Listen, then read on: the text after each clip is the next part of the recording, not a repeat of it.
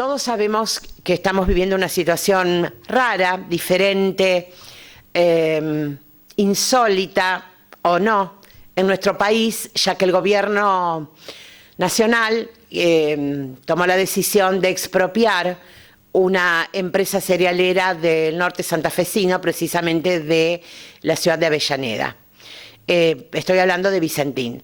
Más allá de la opinión política que tenga cada uno, más allá de quién está de un lado y quién está del otro, porque son opiniones totalmente formadas de manera diferente, que siempre me lo cuestiono yo, estamos en el mismo país y cada uno, de acuerdo a su ideología política o la apertura mental que tenga, porque yo puedo tener una ideología política formada, pero tengo que ser objetivo con respecto a lo que sucede en determinadas circunstancias de la vida institucional.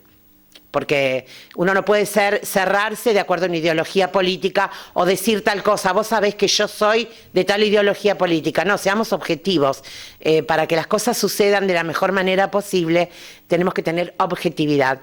Por tal motivo me pareció importante convocar a un abogado para que nos explique qué es una apropiación o expropiación, perdón, qué es una expropiación y en este caso, sí, lo que realizó el gobierno, no estoy hablando de ideología política, sino de la acción del gobierno de expropiar esta empresa, está bien o no legalmente. Nada más. Cada uno tiene su opinión formada, yo tengo la mía, porque leo de ambas partes lo que se dice, lo que se explica.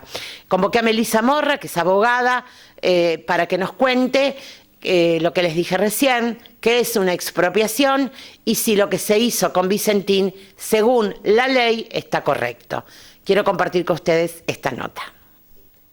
Melissa, bienvenida, ¿cómo estás? Bueno, muy bien, muchas gracias. Bueno, la inquietud mía para con los televidentes es que nos expliques qué es una expropiación. Bien. Bueno, una expropiación en términos generales es una facultad que tiene el Estado de quedarse, obviamente cumpliendo todo un procedimiento legal, de quedarse con una parte de un patrimonio privado, ¿sí? Nuestra Constitución establece que la propiedad privada es inviolable, o sea, la gente, su propiedad no le puede ser quitada por nadie, excepto en caso de expropiación. Y establece que la expropiación debe estar fundamentada en la utilidad pública y obviamente debe tener una indemnización previa.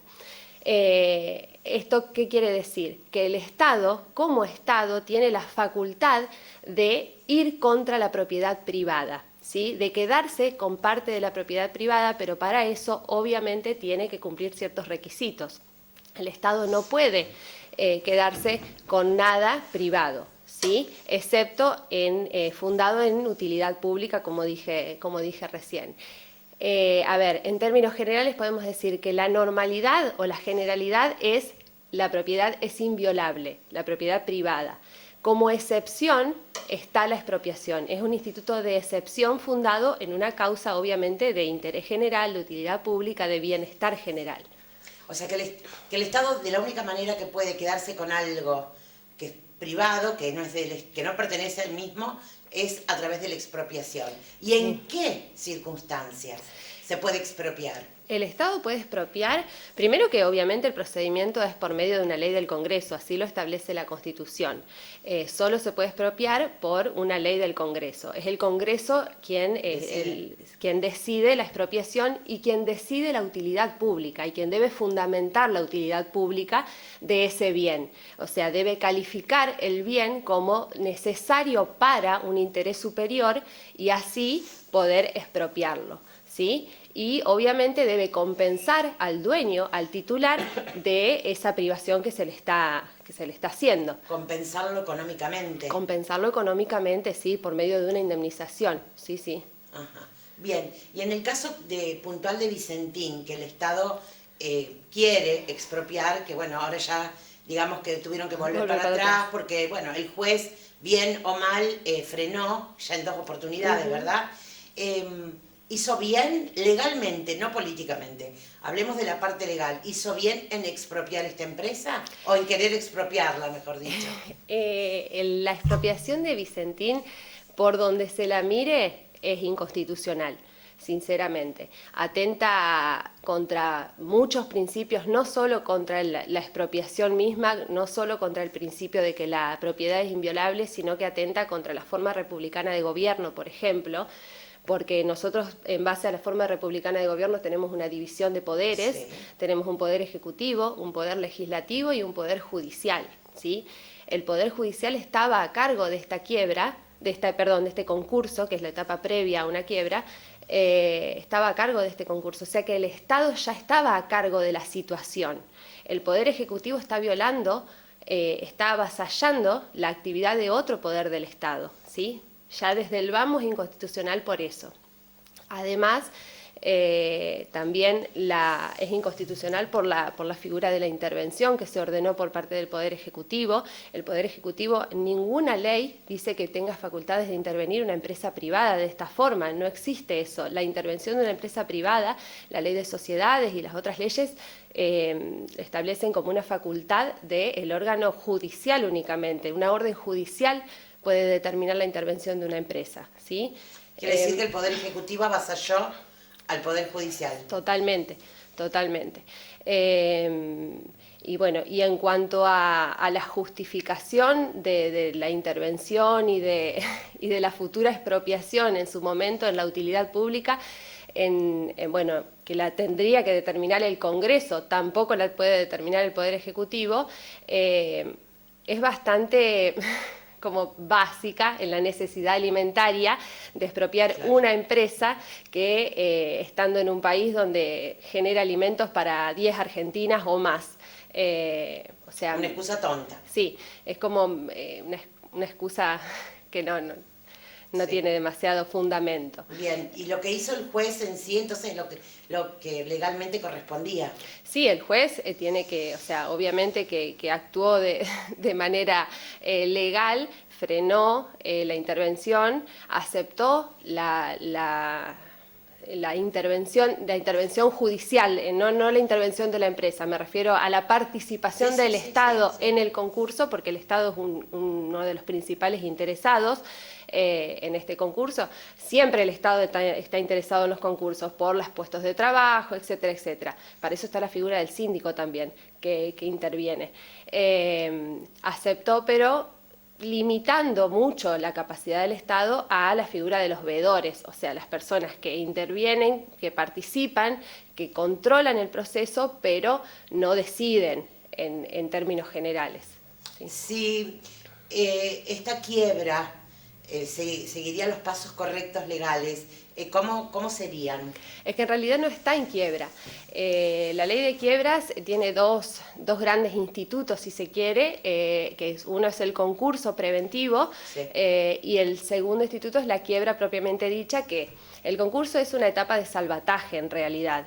Lo que se tiende a hacer es a salvar la empresa, sí, a que continúe la explotación y de alguna forma tratar de sobrepasar esa iliquidez financiera, sobre todo económica, que tiene en el momento, pero conservar la empresa y conservar la actividad. Si eso no es posible, se pasaría a una segunda etapa, que es la quiebra propiamente dicha, donde el objetivo fundamental es liquidar el patrimonio y pagar las deudas. Pero bueno, estamos recién en el inicio de un concurso preventivo. O sea, donde faltan unos cuantos pasos. Muchísimos, o sea, recién se está en la etapa de verificación de los créditos, o sea, cada persona que tiene un crédito en contra de la empresa tiene que presentarse a verificar, a decir, bueno, la empresa me debe esto, después el síndico y el juez deberán evaluar cada pretensión de los acreedores y considerar si corresponden o no, y bueno, son un montón de pasos, es un trámite bastante, claro, es largo y a su vez es un trámite complejo. Y entonces, teóricamente, el Estado se tomó atribuciones que no le correspondían para querer que la empresa Vicentín forme parte del patrimonio estatal. Exactamente, sí, o sea, realmente es a todas luces ilegal e inconstitucional lo que se hizo o lo que se quiso hacer, o bueno, la acción del Estado en este caso. Aparte, hay que tener en cuenta que Vicentín es una empresa privada, ¿sí? De capital privado.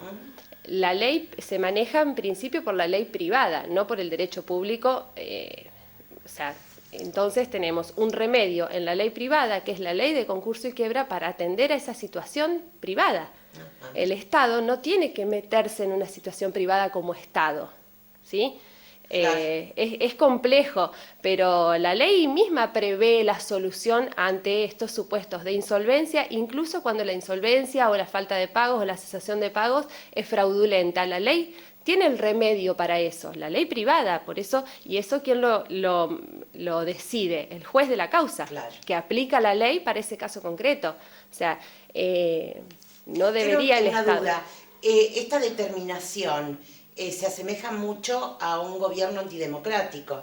Digamos que es lo que más o menos sucedió en la época del gobierno militar, que se apropiaban o expropiaban distintas... La ley de expropiación es del 77, si mal no recuerdo, es de un gobierno militar. Claro. Sí. Sí. Tengamos en cuenta que la Constitución es muy clara. En el artículo 17 dice, la propiedad privada es inviolable para los otros privados y es inviolable para el Estado también. No, el Estado no puede avasallar contra la propiedad privada. Perfecto. Lo que pasa es que nos estamos olvidando bastante de algunos cuantos artículos por eso es importante, de la Constitución. Tener siempre alguien que esté en el tema, que pueda sacarnos las dudas y explicarlo. Porque cada uno de nosotros, como lo dije al presentar esta nota, cada uno de nosotros tenemos una idea formada. Depende del lado que uno esté, tiene una opinión. Pero lo importante es encauzarnos en este aspecto, en la parte legal, qué es lo que corresponde hacer y qué no. Sí, sí.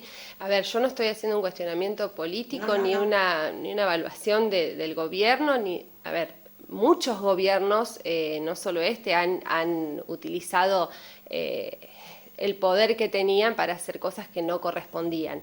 Pero bueno, en este caso es evidente, es muy evidente la violación de la Constitución. Legislar, aparte la Constitución dice por ley del Congreso, explícitamente lo dice, o sea, nunca por un decreto de necesidad y urgencia, que debería ser la excepción, porque el legislativo es el encargado de dictar la ley y legislar. El Poder Ejecutivo no debe legislar, o sea que el decreto de necesidad de urgencia debe ser súper excepcional. Lo que pasa es que nosotros estamos acostumbrados a que hace 60 años que vivimos en emergencia, sí, y nos gobiernan por decreto de necesidad y urgencia. Claro. Pero no tomamos en cuenta la normalizamos lo que no es normal. Eso atenta enormemente contra la institucionalidad del país. En esta época todo justifica ahora en la pandemia también. Sí, en esta época de pandemia sí, pero los organismos internacionales están recomendando continuamente que se respete la institucionalidad, porque fundado en la pandemia se está haciendo cualquier cosa. Sí, se están haciendo, no solo en Argentina, en muchos lugares del mundo se está utilizando esta justificación para violar la institucionalidad del país y atentar contra la democracia y contra el sistema republicano de gobierno, etcétera, etcétera. Sí, una democracia que nos costó tanto conseguir y que no la valoramos ni respetamos.